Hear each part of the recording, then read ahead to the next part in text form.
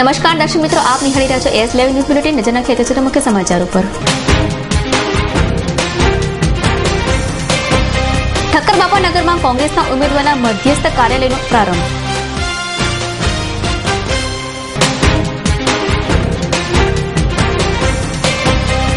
જીપીપીનું પરિવર્તન પેકેજ જાહેર, ગેસ સિલિન્ડરમાં રાહત.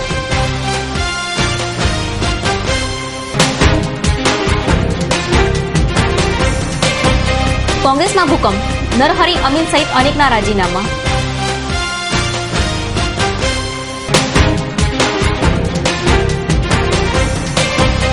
કોંગ્રેસનો ચૂંટણી ઢંઢેરો જાહેર, અનેક કચોળની લાણી.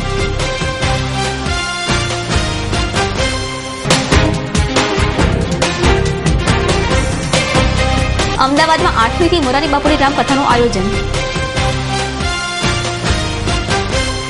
ગુજરાતની ભાજપ સરકારના આ કૌભાંડ વિશે જાણો છો? રાજ્યની સાધન સંપત્તિ લૂંટાવાનું કૌભાંડ.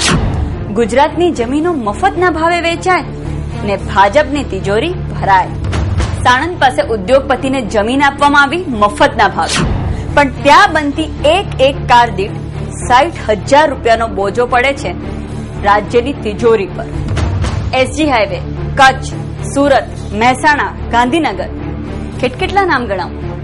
દરેક જગ્યાએ મહામૂલી જમીન વેચી દેવામાં આવી મામૂલી ભાવે.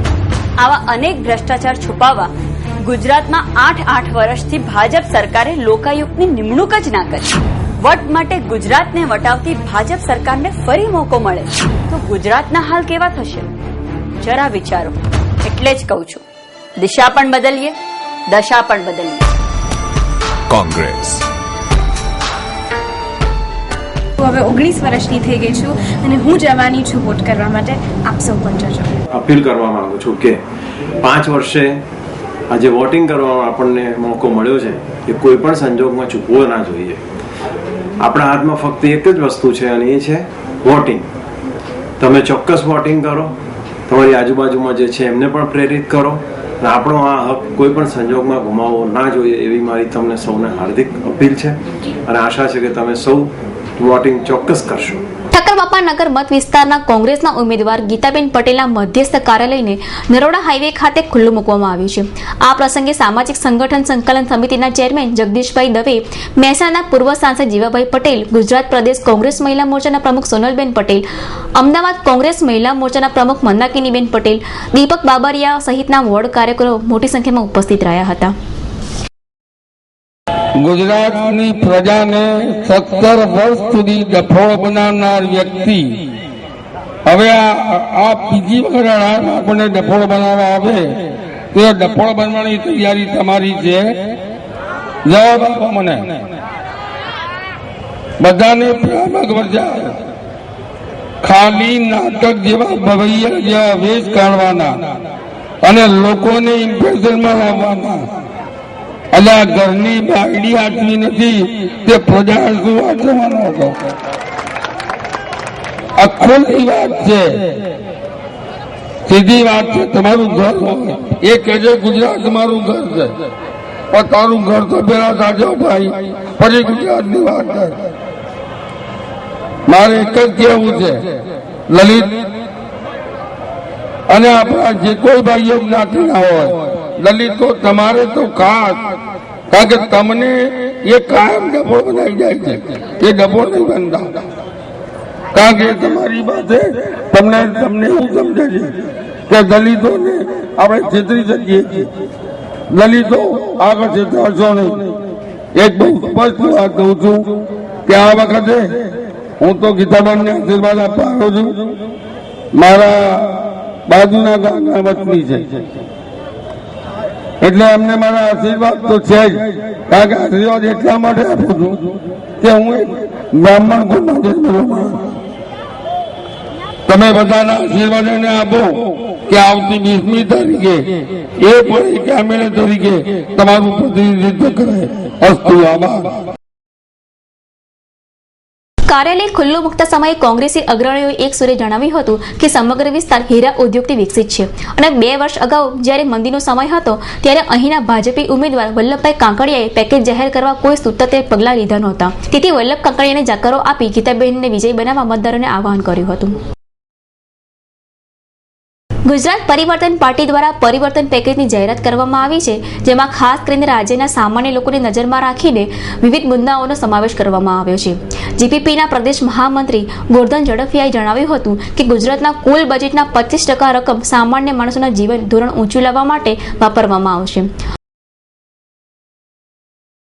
ભાઈનામાં જો નૈતિક હિંમત હોય તો કેશુ બાપાના વિરુદ્ધમાં જાહેરમાં પોતે બોલીને બતાવે તો એનો જવાબ આપવાની અમારી તૈયારી છે. પ્રોક્સી વોર કરવાનું ભારતીય જનતા પાર્ટીના નેતાઓ બંધ કરે, ગરિમા જાળવે એવી ભાજપા પાસેથી અપેક્ષા છે. ગુજરાત પરિવર્તન પાર્ટીએ ઠેર ઠેર વિરોધ પણ નોંધાયો છે.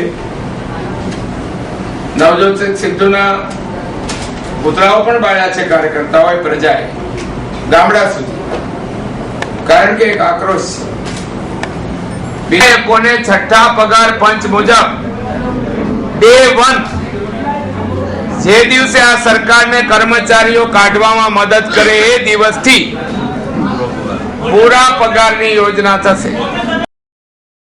ઉદ્યોગ ગૃહોને અત્યારની સરકાર જે ફાયદો આપે છે અને ભૌતિક વિકાસ માટે જે રકમ વાપરે છે તે રકમ માનવ વિકાસના કાર્યમાં ડાયવર્ટ કરીશું. વિધાનસભાની ચૂંટણીમાં ગાંધીનગર દક્ષિણ બેઠક પરથી ચૂંટણી લડવા માટે થનગની રહેલા કોંગ્રેસના સિનિયર આગેવાન નરહરી અમીરનું આખરી ઘડીએ કોંગ્રેસ હાઈકમાન્ડે કદ પ્રમાણે વેતરી નાખીને ટિકિટ આપવાની દોડમાંથી પત્તું કાપી નાખ્યું હતું. ટિકિટ ન મળવાથી નરહરી અમીર નારાજ થઈને ઘરે બેસી રહ્યા હતા, પણ કોંગ્રેસ હાઈકમાન્ડે કે પ્રદેશના નેતાઓએ તેમને કોઈ મચક આપી ન હતી. નરહરી અમીરને મનાવવાની કોશિશ પણ કરી હતી, તો આખરે તેમણે શક્તિ પ્રદર્શન કરીને કોંગ્રેસ હાઈકમાન્ડને પડકાર ફેંક્યો હતો.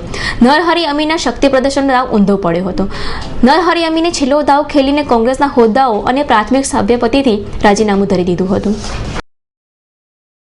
ગુજરાત પ્રદેશ કોંગ્રેસ સમિતિના રાજીવ ગાંધી ભવન ખાતે દિલ્હીના મુખ્યમંત્રી શીલા દીક્ષિત, ગુજરાત પ્રદેશ કોંગ્રેસ પ્રમુખ અર્જુન મોઢવાડિયા, એઆઈસીના સેક્રેટરી અને સહપ્રભારી અશોક તનવારે સંયુક્ત પત્રકાર પરિષદમાં વિધાનસભાની ચૂંટણીને અનુલક્ષીને કોંગ્રેસનો કાર્ય નિર્ધાર 2012 નામનો ચૂંટણી ઢંઢેરો જાહેર કર્યો હતો. કોંગ્રેસના ચૂંટણી ઢંઢેરાને કાર્ય નિર્ધાર 2012 નું નામ આપવામાં આવ્યું છે. કોંગ્રેસે પોતાના ચૂંટણી ઢંઢેરામાં કોમન મેનને કેન્દ્રમાં રાખીને વચનોની વણઝાળ કરી છે. गुजरात में को तो ये पूरा देश एक ऐसा प्रांत मानता है और माना गया है, उसे साबित भी उसके लोगों ने किया है कि उसमें कोई गुण और हुनर है कि वो किसी खराब चीज को भी अच्छा कर देता है और इंडस्ट्री को भी चला लेता है, विश्व में जाकर भी देश का काम कर सकता है. गुजरात के लोग कितने मेहनत कश है, गुजरात के ट्राइबल्स कितने मेहनत कश है, वो सारे देश के लिए उदाहरण हुआ करता था, लेकिन आज नहीं है. आपकी मौजूदा सरकार के मुख्यमंत्री पर क्यों नहीं पाबंदी उठती है? क्या गुजरात को भयभीत कर दिया है? क्या गुजरात के लोग बोल नहीं सकते हैं? गुजरात के लोग क्या डर के मारे कुछ नहीं बोलते? आरटीआई नहीं होता, लोकायुक्त यहाँ नहीं है 8 साल से. सब जगह लोकायुक्त की आवाज उठती है, लोकायुक्त है. और जहां तक मुझे याद है या पता है, कोई ऐसी कांग्रेस की स्टेट की सरकार नहीं जहां पर लोकायुक्त ना हो. लेकिन गुजरात में क्या कला है, क्या काम करते हैं, किस तरह के वो लोग हैं, मेहनत का शहर, किस तरह वो रहते हैं, किस तरह का उनका योगदान देश में रहा है, उसको बताने की आवश्यकता और बदलने की आवश्यकता. કોંગ્રેસ સત્તામાં આવશે તો ધોરણ 10 પાસ થનારા વિદ્યાર્થીઓને ટેબ્લેટ, ધોરણ 12 પાસ થનારા વિદ્યાર્થીઓને લેપટોપ અને ધોરણ 5 થી 12 નું શિક્ષણ મેળવનારા વિદ્યાર્થીઓને સાયકલ મફત આપવાની જાહેરાત કરી છે. અમદાવાદની કર્ણાવતી ક્લબ ફરી એકવાર સંત શ્રી મોરારી બાપુની રામકથાનું આયોજન કરી રહી છે. તારીખ 8 ડિસેમ્બરથી 16 ડિસેમ્બર દરમિયાન ગુજરાત કેન્સર સોસાયટીના લાભાર્થી આ આયોજન કરવામાં આવ્યું છે. આધુનિક જીવનશૈલીને કારણે સર્જાયેલા તણાવ તથા વધતા જતા વ્યસનોને કારણે કેન્સર થાય છે અને કેન્સર એટલે કેન્સર એવું સામાન્યપણે જોવા મળે છે. માટે ખાસ કરીને ગુજરાત કેન્સર સોસાયટી આ પ્રવૃત્તિમાં કેન્સરને અટકાવવા માટેની જાગૃતિ તથા કેન્સર રોગના નિદાનથી માંડીને સંપૂર્ણ સ્વસ્થતા સુધીની આખી પ્રક્રિયાથી લોકોને અવગત કરાવવાનો ઉપક્રમ રખાયો થયો છે. આ સમગ્ર આયોજનને સફળ બનાવવા માટે રાધિકાબેન દોશી તેમજ કવિ અંકિત ત્રિવેદી અને નિલેશભાઈએ ખાસ મહેનત કરી છે, જ્યારે ક્લબના માનદ મંત્રી ગિરીશ દાણીએ આયોજનને પાર પાડવા ખૂબ જહેમત ઉઠાવી છે. જ્યારે રામકથાની વાત કરીએ ત્યારે મને યાદ નથી કે બાપુએ કોઈને એક કથા પછી 10-15 વર્ષ સુધી કથા આપેલી હોય. કર્ણાવતી ક્લબની પ્રત્યે એમનો મોહ જે જાગેલો છે, ત્રીજી કથા થઈ રહી છે અને આવતી સાલ ચોથી કથા થઈ રહી છે.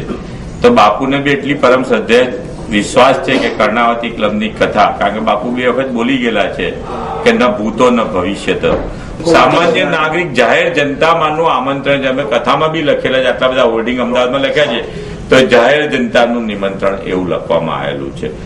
આ ક્લબની કથામાં બધા જ દરવાજા ખુલી ગયેલા છે. કોઈ બી એક નહીં કે આ મેમ્બરનો દરવાજો એવું નહીં, તો ગામનો પાછળનો ખેડૂત બી આવીને કથાનો એન્જોય કરે છે.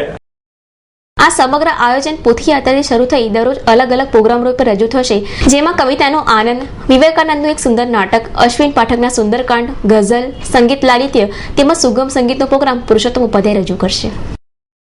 તો આ હતા અત્યાર સુધીના મુખ્ય સમાચાર. સમાચારની ખાસ ગતિવિધિ નિહાળતા રહો એસ લાઈવ ન્યૂઝ બુલેટિન. નમસ્કાર.